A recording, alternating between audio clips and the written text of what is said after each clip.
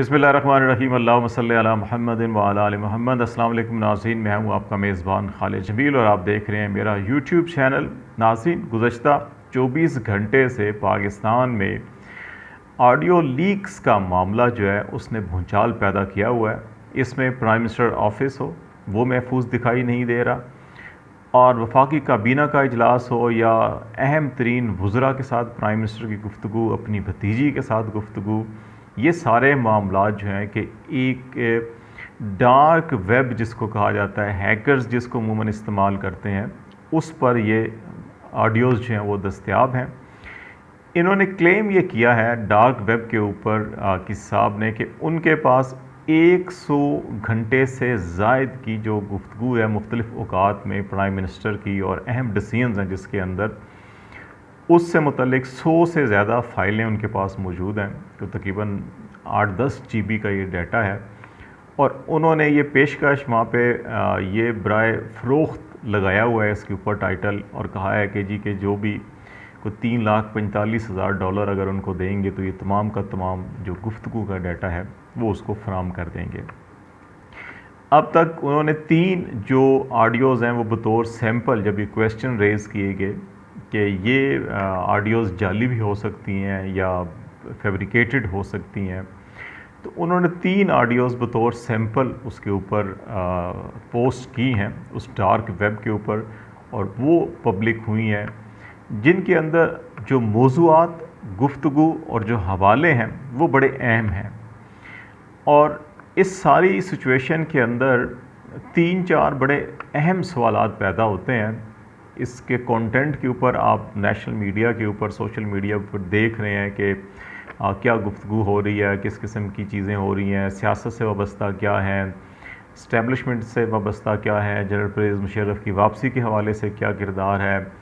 इसी तरह जो इलेक्शन कमीशन के ज़रिए जो इस्तीफ़ों की कबूलियत और नामंजूरी और स्पीकर ऑफिस को कैसे इस्तेमाल करना है वो भी है। भारत से तिजारत क्या होनी है, उस सिलसिले में भी ज़ाती मफादात कैसे उठाने हैं, मरीम नवाज़ इन्फ्लुएंस कैसे डाल रही हैं हुकूमती मशीनरी के ऊपर, वो भी इससे यहाँ हो रहा है। और फिर सबसे बढ़कर इसके अंदर जो मीडिया के लोग हैं वो क्या किरदार अदा कर रहे हैं कि मीडिएशन कहें या ब्रोकरेज का कहें या जो भी इसको लफ्ज़ दे दें, कि वो जो किरदार अदा कर रहे हैं। नैब चेयरमैन की तकर्री का हवाला हो, उसके ऊपर भी मीडिया के लोगों की बात हो रही है। DGISPR की पैगाम रसानी जो है वो भी एक मीडिया पर्सन का नाम लिया जा रहा है कि वो कर रहे हैं।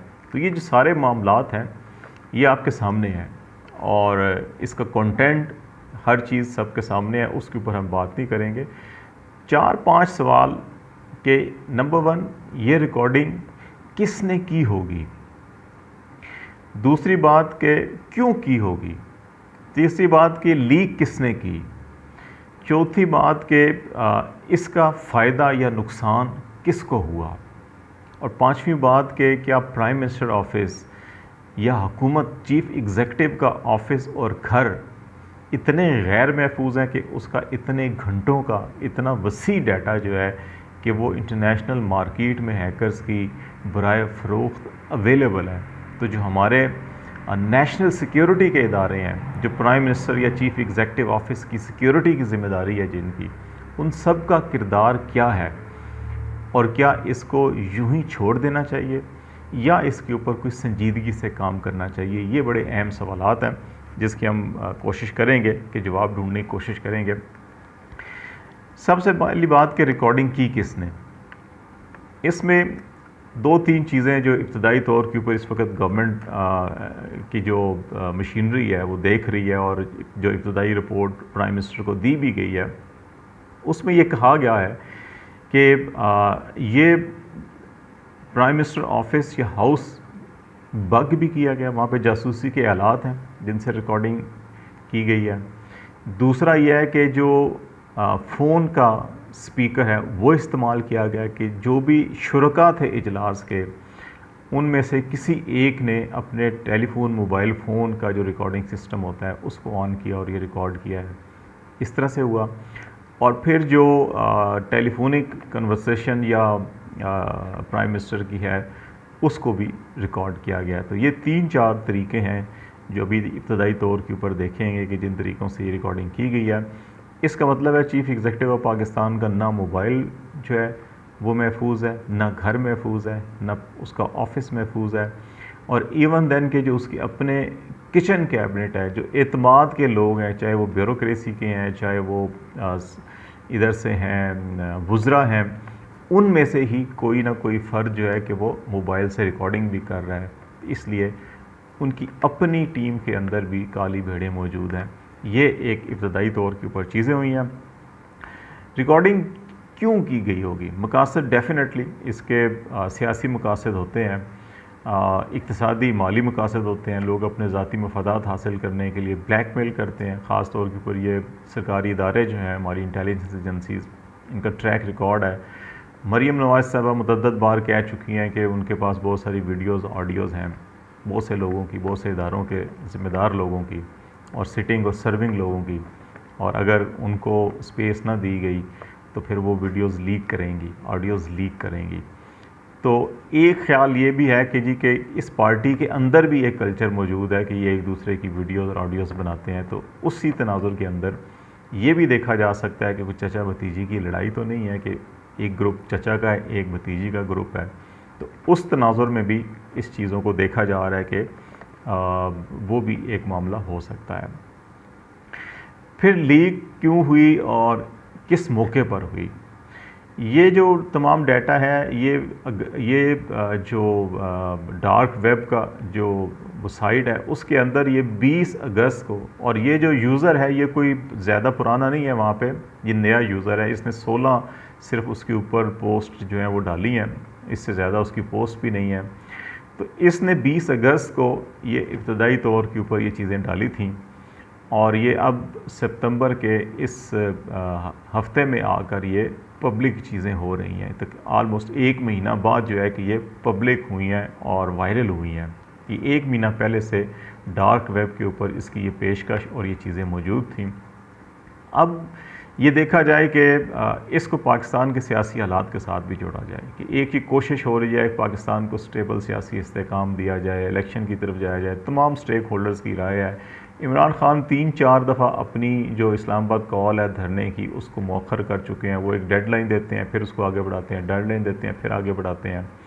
अभी रहीम यार खान भी उन्होंने जलसा करना था और फिर वहाँ पे उन्होंने इस्लामाबाद कॉल का फ़ाइनल हतमी फ़ैसला करके अनाउंस करना था, लेकिन उन्होंने वहाँ पर फिर इसको मौखर किया, और एन जिस दिन ये रहीम यार खान भी मौखर किया गया उसी दिन ये ऑडियोज़ जो है ये मंजर आम पर वायरल हुई हैं।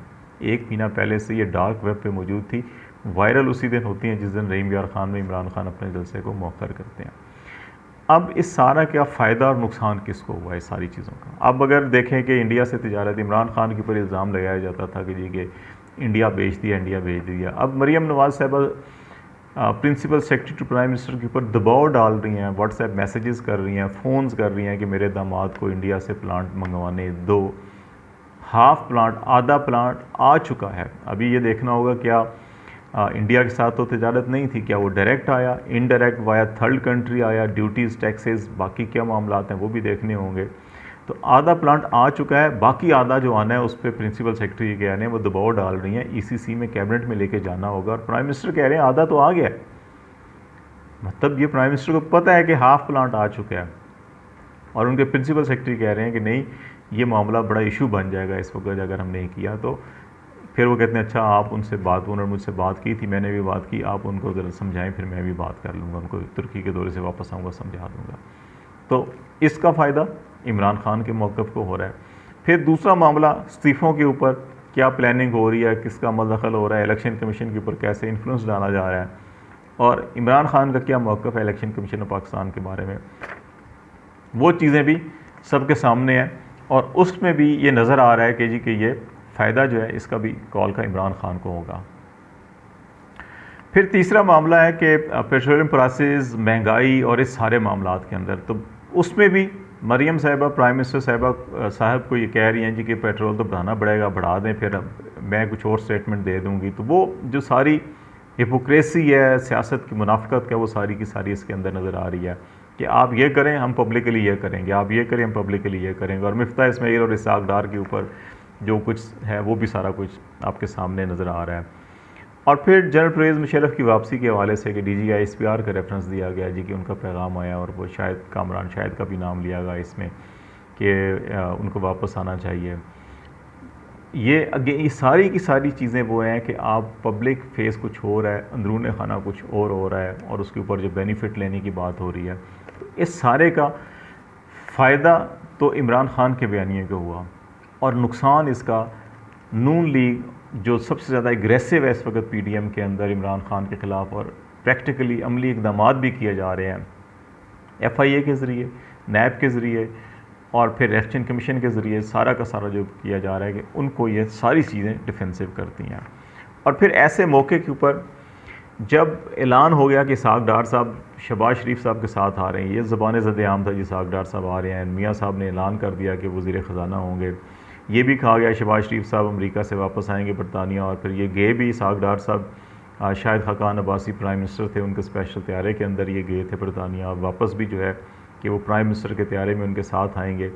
लेकिन ये जब सारी ऑडियोज़ लीक होती हैं तो अब उसके बाद इसहाक़ डार साहब भी कह रहे हैं कि नहीं मैं प्राइम मिनिस्टर के साथ तो नहीं जा रहा, मेरी बुकिंग बुध के रोज़ की है। तो अभी 3-4 दिन जो है मज़ीद आगे ये मामला उनका चला गया है। तो अब ऐसे मौके के ऊपर ये सारी चीज़ें लीक होना, इसको अगर आप पाकिस्तान की इस सारी सिचुएशन के साथ जोड़ें जहाँ पे ये बात की जा रही है कि बार बार तमाम स्टेक होल्डर ये चाह रहे हैं कि अब नैब कानून में तरमीम भी होगी, इंतखाबी इस्लाहत भी होगी, EVM भी ख़त्म हो गया, केसेस भी ख़त्म हो गए, तो अब इलेक्शन की तरफ जाना चाहिए। यही कमिटमेंट PDM की लीडरशिप ने सुप्रीम कोर्ट ऑफ पाकिस्तान को भी दी थी जब ये केस डिप्टी स्पीकर की रूलिंग का चल रहा था। लेकिन अब जो है कि ये अहद शिकनी की जा रही है PDM की क़ियादत की जानिब से, ज़रदारी साहब, फजल रहमान साहब, शहबाज शरीफ साहब, नवाज शरीफ साहब वादा करके एक के बाद दूसरा, दूसरे के बाद तीसरा, तीसरे के बाद चौथा वादा किया। इमरान खान अपनी तहरीक को मौखर करते गए, धरना मौखर करते गए, लेकिन अब तमाम स्टेक होल्डर्स को ये नज़र आ रहा है कि ये हुकूमत ऐसे जाने को नहीं है और ये अहद शिकनी पे अहद शिकनी की जा रही है। ऐसी वक्त पे इन तमाम चीज़ों का लीक होना जो है कि वो इस हुकूमत की तमाम तर जो कोशिशें हैं या उनकी जो तमाम तर इस वक्त एक्टिविटीज़ हैं उनको एक्सपोज कर रही हैं, जो उनको डिफेंसिव भी कर रही हैं, कमज़ोर भी कर रही हैं। तो अगर इन तमाम हालात का जायज़ा लिया जाए तो फिर अंदाज़ा लगाया जा सकता है कि रिकॉर्डिंग की किसने, आउट क्यों हुई, सियासी इख्तलाफात हैं, इंटरनल इख्तलाफात हैं, अहद शिकनी है, इन सब को जोड़ के देखा जाए तो नज़र आना चाहिए कि ये इसके मकासद क्या हैं, पीछे कौन है और अब आगे होने क्या जा रहा है। वो अगले 1-2 हफ़्तों में अंदर मज़ीद चीज़ें वाज़ेह होंगी। फ़िलहाल खालिद जमील को इजाज़त दीजिए। अल्लाह हाफ़िज़।